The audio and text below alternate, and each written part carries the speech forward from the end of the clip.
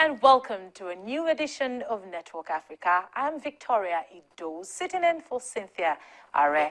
This week, Nigeria is still reeling on the euphoria of being declared Ebola-free by the World Health Organization. This was done at the Federal Capital Territory, Abuja, where the WHO representative described the feat as a spectacular success story. We'll be discussing later what this means for the country and where we need to go from here. WHO officially declares that Nigeria is now free of Ebola virus transmission. We need to continue sharing the Nigeria's experience and country's expertise to help other countries to urgently contain the Ebola epidemic. Then to the most televised celebrity trial in Africa.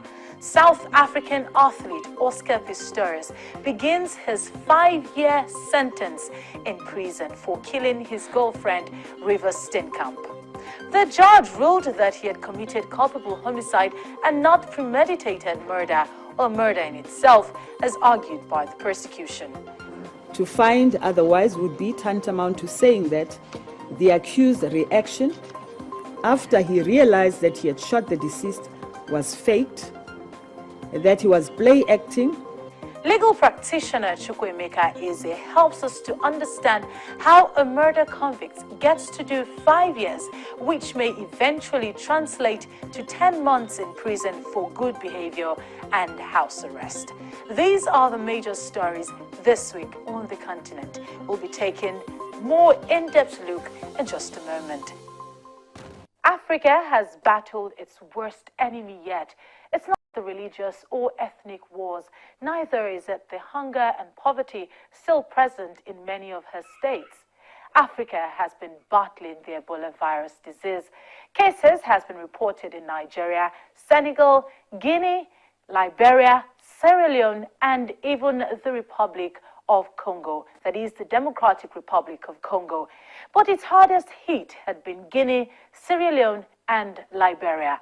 While more than 4,500 people have died from the disease, which had sprung up in countries outside of Africa, 2 countries in West Africa had been taken off the list of the Ebola-infected countries.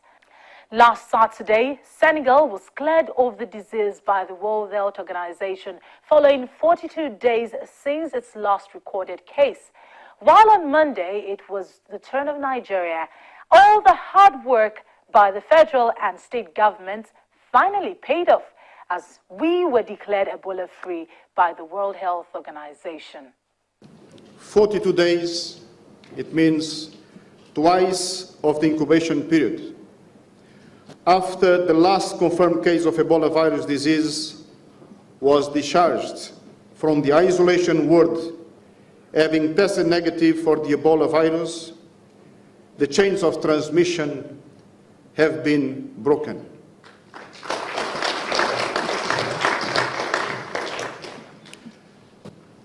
WHO officially declares that Nigeria is now free of Ebola virus transmission. The virus is gone for now. The outbreak in Nigeria has been defeated.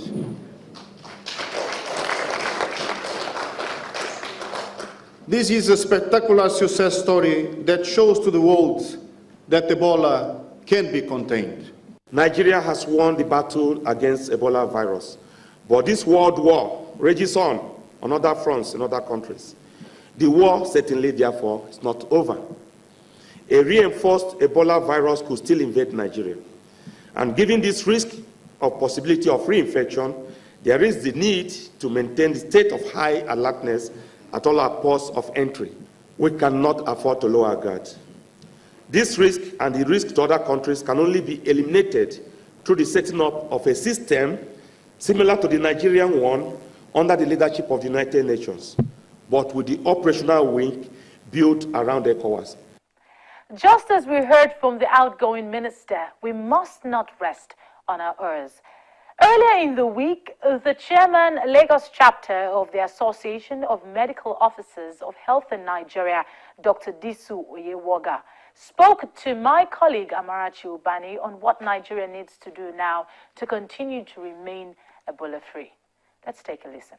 So let's just begin with, your reactions to the World Health Organization's declaration earlier today. It must be good news for the medical community in Nigeria, right? Yeah, it is, because we must congratulate Nigeria entirely. It's not just the medical community, it is the efforts or the response from the community, including the partners, the media, and everybody that has one or two things to do in making sure that Ebola was contained in Nigeria. So it is a congratulation to everybody. But is this an indication that we really have no need to worry about the Ebola virus again?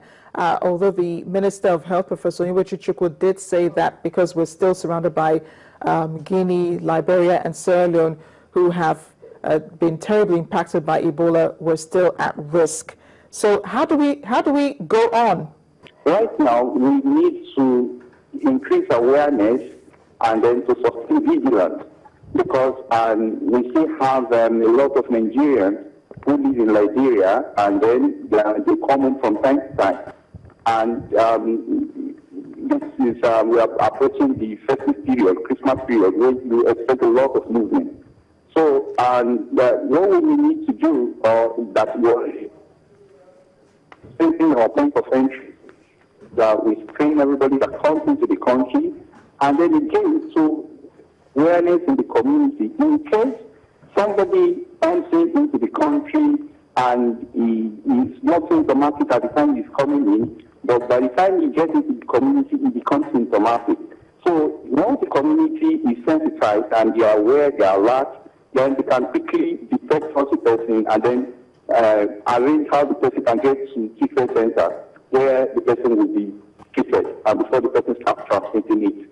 So what we need to do right now is to sustain the awareness that is already in existence.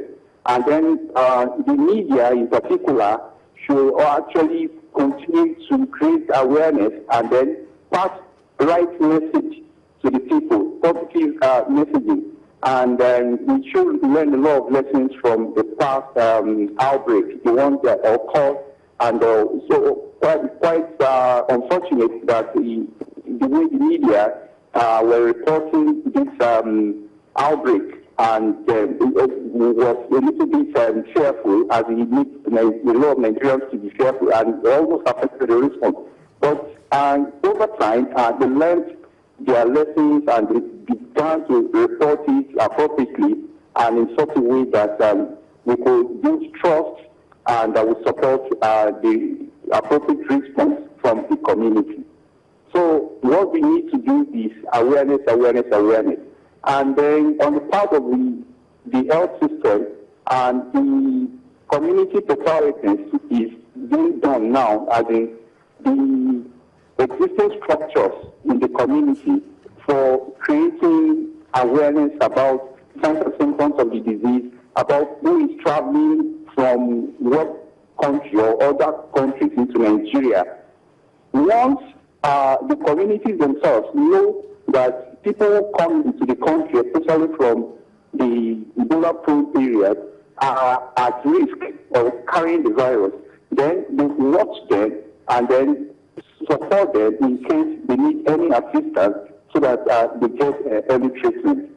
So these are the things that we need to do. And again, our primary healthcare system, which is the bedrock of our health system, has a lot of work to do, and this is opportunity for us to strengthen the primary healthcare system in Nigeria. Because when it comes to primary healthcare, we talk about community participation. The community takes ownership of their own action, of their own health. So whatever action they take, they will be able to be accountable for it, and then we want to ensure that they take the right action. Once the community themselves are quite aware of what to do, the right thing to do, then I don't think we should worry much. Another set of another sector we should also look into is the people working in hotels, the hoteliers. because when foreigners come into the country, most times they go straight to the hotel. We were lucky when Patricia came into Nigeria. He was ill, so he went straight to the hospital, and that was why it can easily be diagnosed and right measures were put in place. But if you are gone into the hotel, you can imagine what would have gone wrong before he is eventually diagnosed. And as we said earlier, the virus has shown up in other parts of the world, one of them being the United States, which has recorded 3 cases in the United States.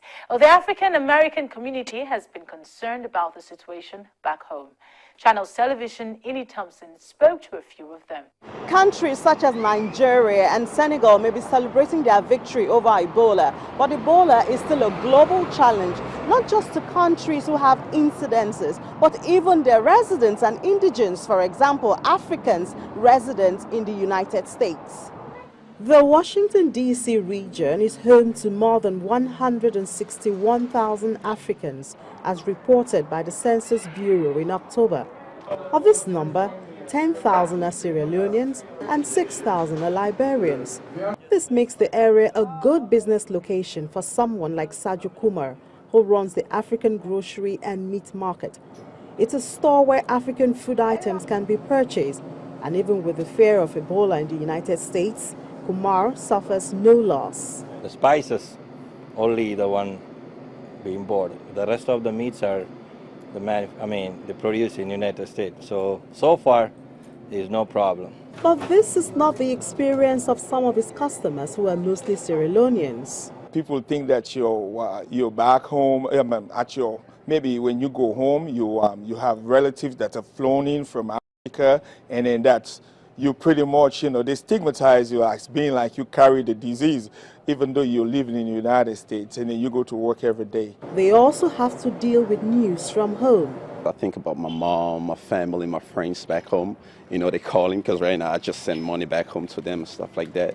And then it's killing poor people back home, and we need help from the national environmental people, because our people are dying. Our people are just dying like chickens. The United States has stepped up screening of passengers from affected West African countries as part of efforts to stop the import of Ebola cases.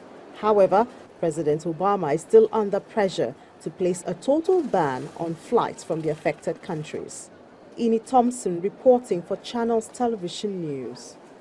When we come back after the break, did Oscar Pistorius receive a fair trial? We'll let you be the judge of that. Only this time, Judge Masipa thinks so. Stay with us.